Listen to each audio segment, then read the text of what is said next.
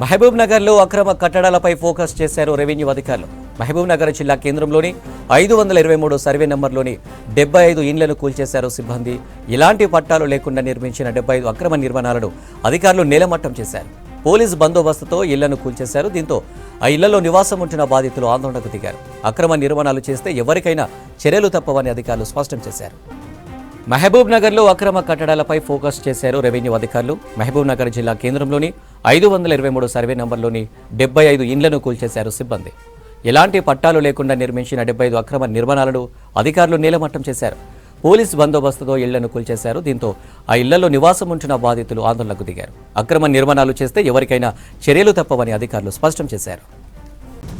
మహబూబ్ నగర్లో అక్రమ కట్టడాలపై ఫోకస్ చేశారు రెవెన్యూ అధికారులు. మహబూబ్ నగర్ జిల్లా కేంద్రంలోని 523 సర్వే నంబర్లోని 75 ఇండ్లను కూల్చేశారు సిబ్బంది.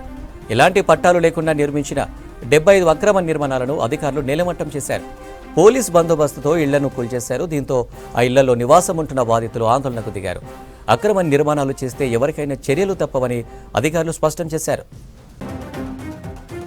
మహబూబ్ నగర్లో అక్రమ కట్టడాలపై ఫోకస్ చేశారు రెవెన్యూ అధికారులు. మహబూబ్ నగర్ జిల్లా కేంద్రంలోని 523 సర్వే నంబర్లోని 75 ఇండ్లను కూల్చేశారు సిబ్బంది. ఎలాంటి పట్టాలు లేకుండా నిర్మించిన 75 అక్రమ నిర్మాణాలను అధికారులు నేలమట్టం చేశారు. పోలీస్ బందోబస్తుతో ఇళ్లను కూల్చేశారు. దీంతో ఆ ఇళ్లలో నివాసం ఉంటున్న బాధితులు ఆందోళనకు దిగారు. అక్రమ నిర్మాణాలు చేస్తే ఎవరికైనా చర్యలు తప్పవని అధికారులు స్పష్టం చేశారు.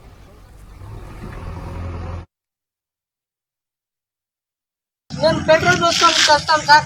మాకు ఇద్దరు ఆడపిల్లలు, మేము పింఛన్ మీద ఏదో జమ చేసుకొని కట్టుకున్నాం సార్.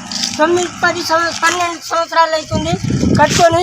మాకు అన్యాయంగా అర్ధరాత్రి వచ్చి కులగొట్టడం మాకు అన్యాయం సార్. ఇది మాకు గవర్నమెంట్కి వెళ్ళి మాకు ఇల్లు కట్టి చేయాలని కోరుతున్నాం సార్. మేము ఇద్దరు ఆడపిల్లలు ఉన్నారు కాబట్టి ఏదో పింఛన్ డబ్బులు జమ చేసి కట్టుకున్నాం సార్. మేము 20 సంవత్సరాలు అయింది మేము కట్టుకొని. 10-12 సంవత్సరాలు పింఛన్ ఏదో మాకు పింఛన్ డబ్బులు జమ చేసుకొని కట్టుకున్నాం సార్. అది ఇట్లా మాకు లేకుండా చేసింది సార్ అర్ధరాత్రి వచ్చి.